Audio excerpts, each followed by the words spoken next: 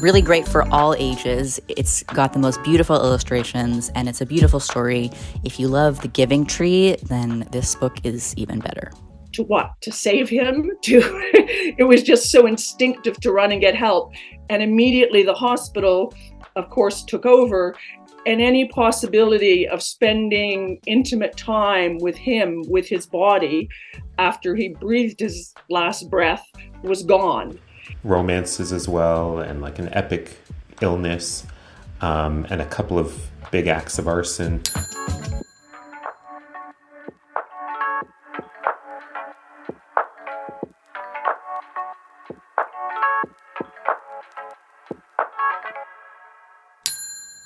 Hello!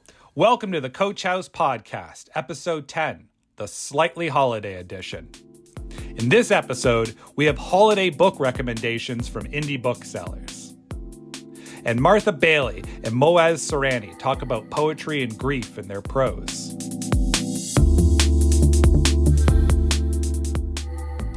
Who among us isn't panicking for last-minute gifts right now? We've got 3 of the best booksellers in the country with their picks to solve your problems. Hello, my name is Kennedy Rook, and I'm the manager of the Drawn and Quarterly bookstore in Montreal. And this season, I am recommending the book The Man in the Macintosh Suit by Rina Ayu Yang, which is a graphic novel. It's a Filipino-American noir romance, mystery, thriller, spectacular that I think everyone should read. It's beautiful. It's a wonderful story. It's got a great soundtrack. It's great. And for children, I am going to recommend the book Bunny and Tree by Balint Zacco, which is a wordless picture book. Really great for all ages. It's got the most beautiful illustrations, and it's a beautiful story. If you love The Giving Tree, then this book is even better. Hello, my name's Nick Thran. I'm a bookseller here at Westminster Bookmark on the unceded territory of the Wolastoqiyik, also known as Fredericton, New Brunswick. This holiday season, the book I'm recommending most often is the short story collection by Lisa Allward called Cocktail. It's a wonderfully written short story collection. She's been working on it for a long time. Lots of interesting interpersonal dynamics, a little bit of edge, lots to recommend to lots of people. Couple that with the fact that she's a local author here and that it's also published by one of our mighty independent presses, Biblioasis, in a very handsome looking volume. And it checks a lot of boxes here and is flying off the shelves at our little store. Thanks. My name is Claire Foster, and I'm the manager of Type Books on Queen Street West, and I'm also a literary translator from French. In this holiday season, I'm recommending Occasional Work and 7 Walks from the Office for Soft Architecture by Lisa Robertson. This was originally published by Clear Cut Press in 2004 and very beautifully republished by Coach House Books in 2010. And this is a book I was actually made to discover at Type when I first started working here. And it was my introduction to Lisa Robertson's work. And 5 years later, it remains really close to me. And I want to press it into as many hands as possible. I think it's a perfect book, composed of various brainy, brilliant essays, in which Robertson writes as the Office for Soft Architecture, and this writerly we is what moves her through the city of Vancouver and Value Village and Ujanetji's photographs of interiors and so many other beginnings. Genius aside, it's also a perfect size. It is satisfying to hold, simultaneously slim and substantial. You could say it fits in a stocking as well as a sequined party purse. And in the spirit of holiday shopping, I leave you with the words of the Office for Soft Architecture. We are anxious and bored, and we must shop. With the scribbled grooming, we thatch ourselves anew. So that's it. I hope to see you at Type Books. I hope you come, and I hope that you thatch yourself anew with this book and many more. Thank you.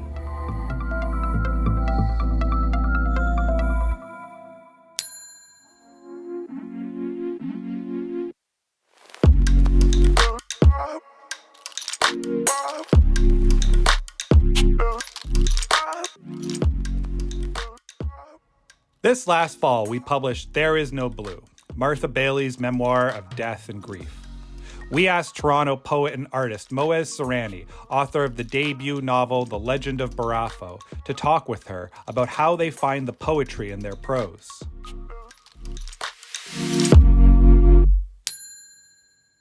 Martha, so good to be here with you today. Congratulations on this book. Can you start by telling us generally about what There Is No Blue is about? Thank you, Moez, for being here.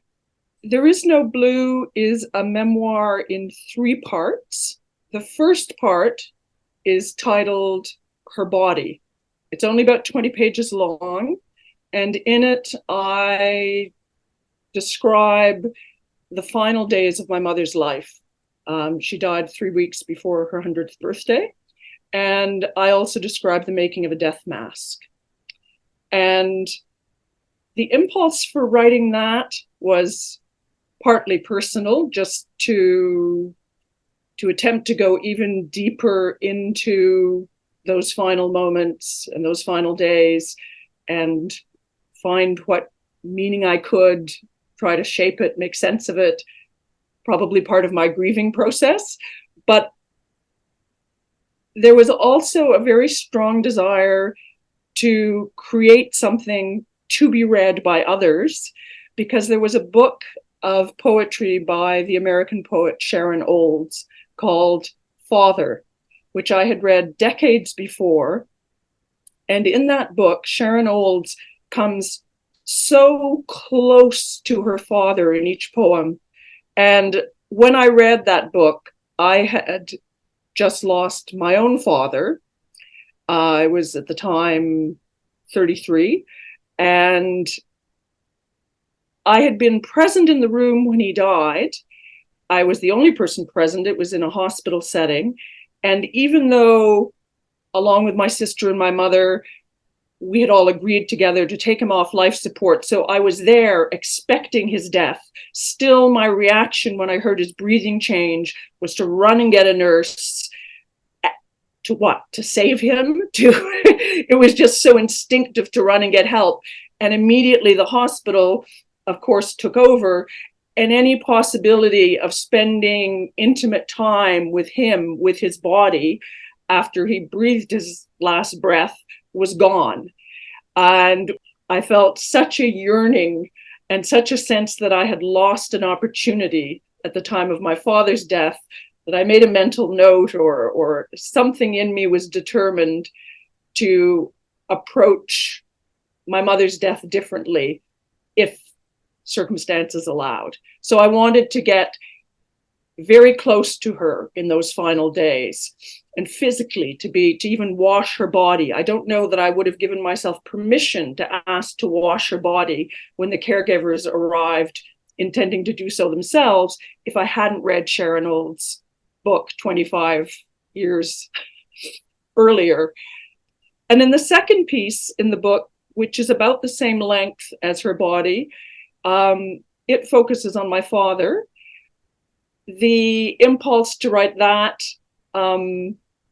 probably came because I had just lost my mother, and suddenly I started thinking about my father's death, which had come 25 years earlier, and there was a sort of natural instinct to revisit that. And I also had a large box of his letters from when he was a young man in his 20s, a graduate student in the 1930s. And so I had a body of material that I wanted to explore and a desire to reconnect with him. But when I set about writing that second piece, which is titled, ultimately it's called A Bend in the Path, I couldn't find the right shape for it. So I ended up setting that piece about my father aside, and I didn't come back to it until after I'd written the third section of the book, which is titled You Can Say Goodbye, it's by far the largest section of the book, and it addresses my sister's suicide. I knew that I really wanted readers to meet both my mother and my father before starting to look at our family through the lens of my sister's death. So then it was, well, in part I wrote it because I simply couldn't concentrate on anything else after my sister's suicide. And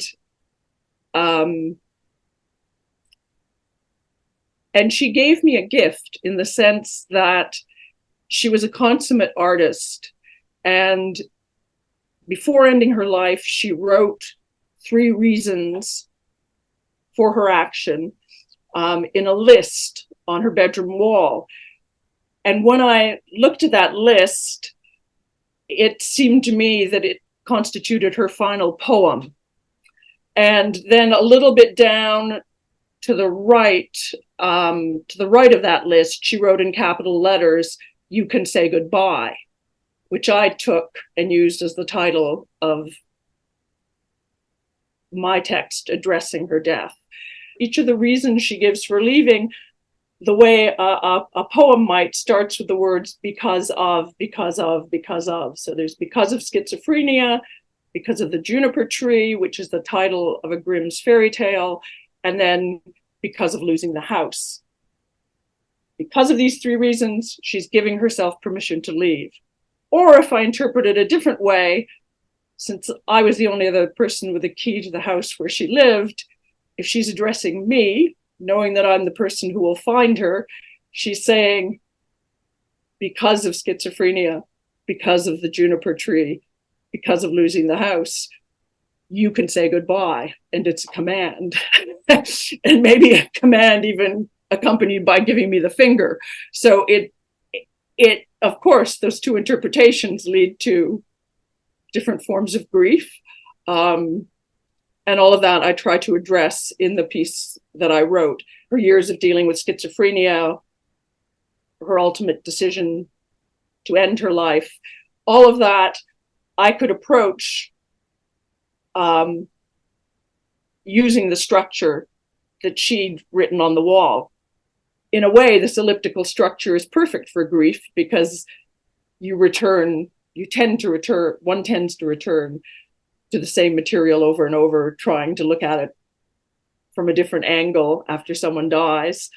And her structure, it just gave me something to hold on to. There's an archiving impulse in this book too. The mother's body, the precision of what it's like to wash her, and also the recording of the processes, such as the creation of the death mask that you talked about, the cremation. There's a tenderness of detail here. So 2 moments in this book made me particularly curious about your process. This is a quote. Into my cell phone, I did not speak the word corpse, but it was this unspoken word inside my head that allowed me to ask them to come take away the body, her body. And the second moment indicates a desire for you to close the gap between an event and the recording of that event. And again, this is a quote. The memory is becoming the idea of washing her. Can you tell us about the writing process for this book?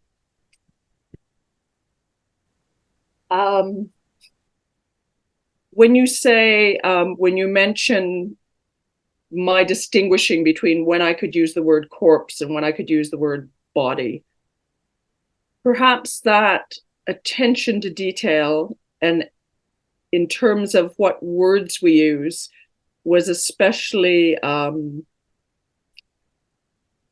felt especially important to me in the time following my sister's suicide, because I was, as many people are after someone has taken their life, overwhelmed with guilt.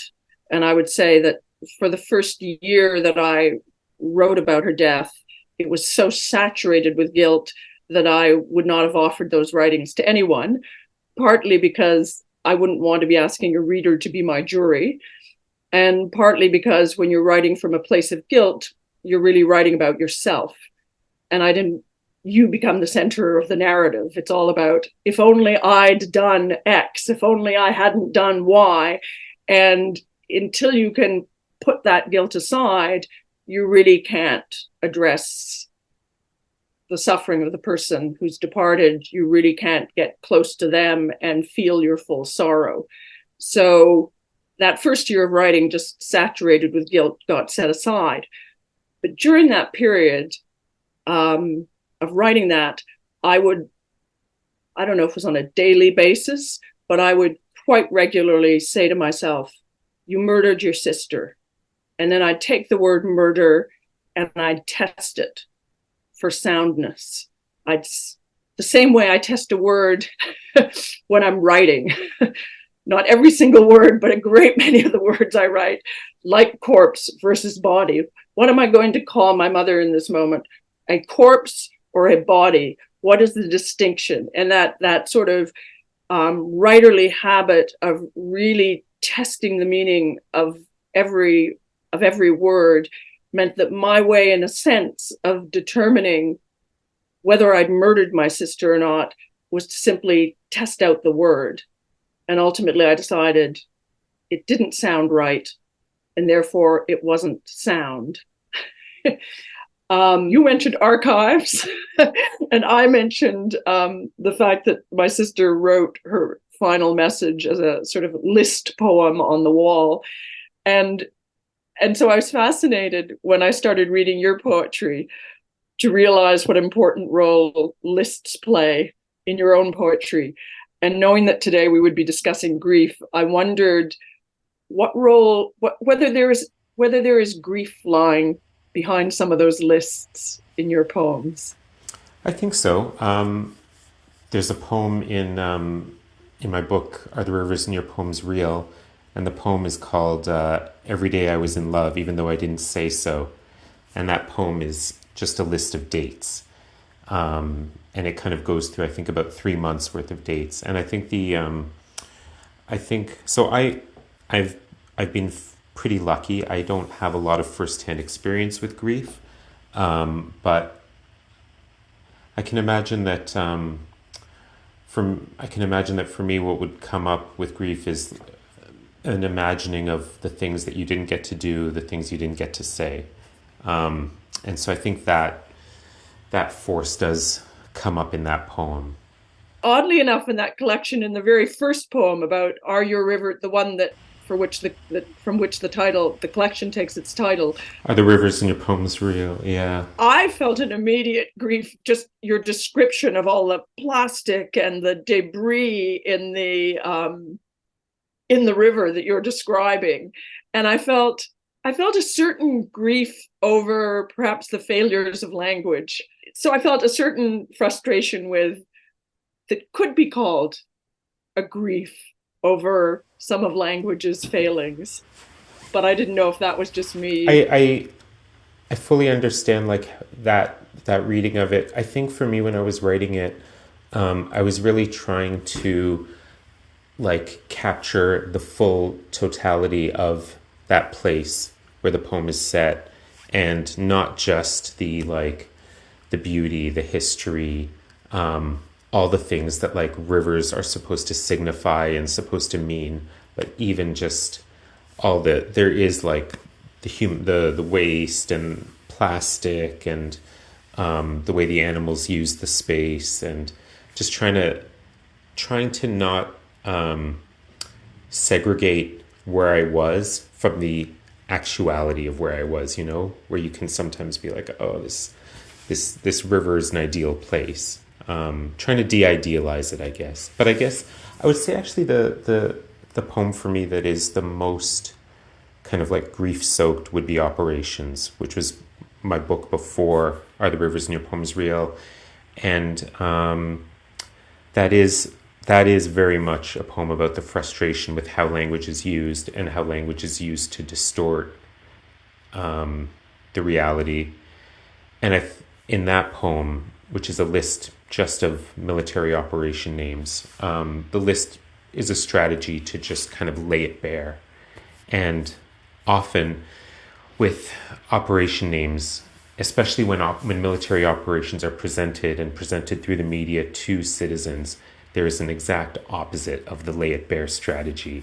It's it's George Bush in a blue suit and a red tie, and he's got like a flag pin in his lapel, and he's sitting between flags, and he's in a beautiful looking room in the White House, and he declares Operation Enduring Freedom. You know, you get this very noble, very beautiful name, wearing all the signifiers of honor and virtue, and he launches this campaign that is, it's the longest war in U.S. history with immense casualties. So I think that is very much like a grief-soaked poem. Yeah, I mean, my other question for you, Moez, was having read recently and really enjoyed the Legend of Barafo, which is very lyric and seemed to me certainly partly a book about sacrifice. I don't know if you care to comment on, because grief was our chosen subject today, where you see it entering that work. I think what you've hit upon actually is like related to the structure of the book, where there's a prologue, the preface, the opening, which is the opening frame of it, and then the story itself. And so the story itself is about all of this kind of revolutionary activity, and there are a couple of romances as well, and like an epic illness, and a couple of big acts of arson. But the opening frame of it is this, is the town years in the future, and it documents the holiday that takes place. And it's a pretty happy-go-lucky holiday. It's all the young men who are bachelors are trying to prove that they're honorable, and they do so by jumping out of their windows and landing on like cushions to show like I'm someone of worth here. And so I think that in a sense, the grief that you have identified is kind of always like a little bit ironized by that opening frame of like what all this becomes. And I think there's like a happy-go-lucky spirit to the sense of history in this book, which I think comes from a sense of potentially despair that the past is always in service to the present. So the past is always in service to the prevailing politics of the moment. And if something is fated to be distorted to serve another, then at least try to have fun with your life, you know? I have one last question for you. And I wanted to know, how do you negotiate that balance between the writing, which is in pursuit of truth, and the desire for privacy, for your privacy, particularly as privacy, memories, and your point of view can be thought of possessions as well? I think I almost look at this memoir as a novel. I think of it as anything I write, I tend to think of as a sculpture.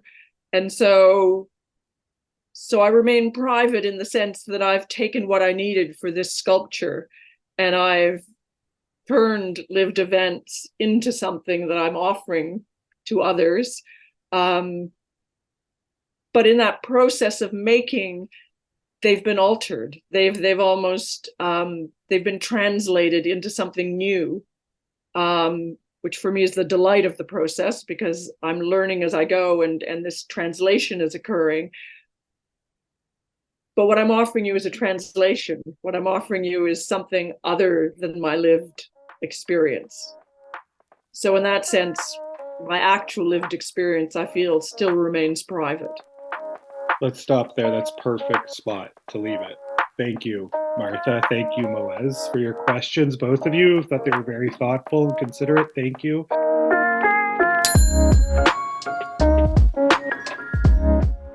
That's our show. Merry everything. I only sound this good because of our producer, the Andrew Kaufman. Talk in the new year.